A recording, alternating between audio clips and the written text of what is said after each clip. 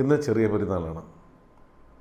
ലോക മാനവരാശി നന്മയുടെയും വ്രതാനുഷ്ഠാനങ്ങളുടെയും ഈ പറയുന്നത് പോലെയുള്ള പങ്കുവയ്ക്കലിൻ്റെയും ആഹ്ലാദം ചൊരിയുന്ന ആ വിശുദ്ധ നോമ്പ് കാലത്തിൻ്റെ അവസാനം പിറകണ്ടതിന് ശേഷം ഈദുൽ ഫിത്ർ ആഘോഷിക്കുന്ന വേളയിൽ റഹീമിൻ്റെ വീട്ടുകാർ ഉമ്മമാർ അബ്ദുൾ റഹ്മാൻ എന്ന് പറയുന്ന റഹീമിൻ്റെ, അതായത് സൗദിയിൽ ജീവൻ ഉടനെ തന്നെ നഷ്ടമാകുന്ന തരത്തിൽ വധശിക്ഷയ്ക്ക് വിധിക്കപ്പെട്ട് കിടക്കുന്ന റഹീമിൻ്റെ ജീവിതത്തിൻ്റെ ആ തുലാസിൽ ആടി നിൽക്കുന്ന സാഹചര്യത്തിനാണ് ഞാൻ നിങ്ങളുടെ മുന്നിലേക്ക് അവതരിപ്പിക്കുന്നത്.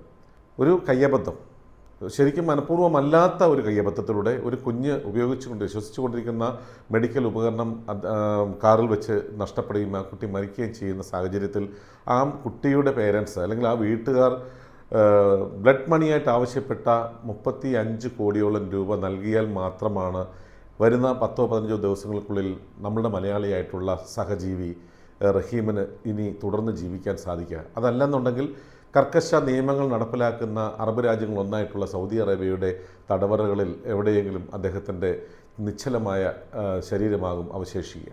ശരിക്കും അദ്ദേഹത്തിൻ്റേതല്ലാത്ത അദ്ദേഹത്തിനെ നമുക്ക് ഒരിക്കലും കുറ്റപ്പെടുത്താൻ കഴിയില്ല. അങ്ങനെയാണ് ആ ഒരു അപകടത്തിൻ്റെ അല്ലെങ്കിൽ അന്നുണ്ടായ അപകടത്തിൻ്റെ കിടപ്പ് അങ്ങനെയാണ്. കാറിൽ ഡ്രൈവറായി ജോലി നോക്കുന്ന അബ്ദുൾ റഹീം ഈ പറയുന്നത് പോലെ സുഖമില്ലാത്ത കുഞ്ഞുമായിട്ട് ഹോസ്പിറ്റലിൽ പോവുകയും വരികയും ചെയ്തുകൊണ്ടിരിക്കുന്ന ജോലിയാണല്ലോ കൂടുതലുമുള്ളത്.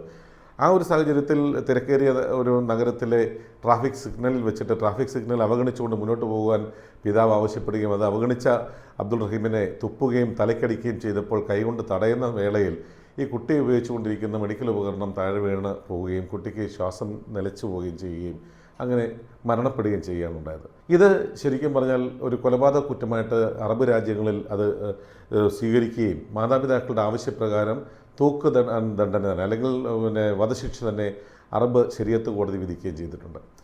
അവർ ബ്ലഡ് മണിയായിട്ട് മോചന ദ്രവ്യമായിട്ട് ആവശ്യപ്പെട്ടിരിക്കുന്നത് 35 കോടിയോളം വരുന്ന ഇന്ത്യൻ രൂപയാണ്. ഇന്ന് ഈ പറയുന്ന റഹീമിൻ്റെ മോചനത്തിന് വേണ്ടി ഒരുപാട് സുഹൃത്തുക്കൾ കിണഞ്ഞ് ശ്രമിക്കുന്നുണ്ട്.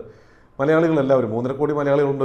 ഒരു മലയാളി ഞാനടക്കം 10 രൂപ വെച്ച് നൽകിയാൽ പോലും മോചനദ്രവ്യം നമുക്ക് കവർ ചെയ്യാൻ സാധിക്കും.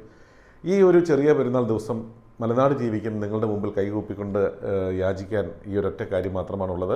നമുക്ക് അബ്ദുൾ റഹീമിനെ അവരുടെ മാതാപിതാക്കൾക്കും അവൻ്റെ സുഹൃത്തുക്കൾക്കും മുന്നിലേക്ക് വീണ്ടും തിരികെ നടത്തണം. എല്ലാവരും ഇന്നത്തെ നമ്മളുടെ മലയാളത്തിലെ എല്ലാ പ്രശസ്ത താരങ്ങളും, ഒരുപക്ഷെ ഞാൻ യൂസുഫ് അലി സാഹിബിനാണ് അടക്കമുള്ളവരോട് യാചിക്കുകയാണ്, അബ്ദുൾ റഹ്മാൻ്റെ ജീവിതത്തിൻ്റെ മടക്കയാത്രയിലേക്ക് നമുക്കൊന്നിച്ച് നിന്ന് കൈകോർക്കാം. അദ്ദേഹത്തിനെ വധശിക്ഷയ്ക്ക് വിട്ടുകൊടുക്കാതെ, ശരീഅത്ത് കോടതിയുടെ ആ വധശിക്ഷയ്ക്ക് വിട്ടുകൊടുക്കാതെ നിരപരാധിയായിട്ടുള്ള നമ്മളുടെ സഹജീവിയെ സൗദിയിൽ നിന്നും തിരികെ കേരളത്തിലേക്ക് എത്തിക്കണമെന്നാണ് ഞാൻ ലോക മാനവരാശിയോട് അപേക്ഷിക്കുന്നത്. You are watching India's first NGO television, Malanad TV India.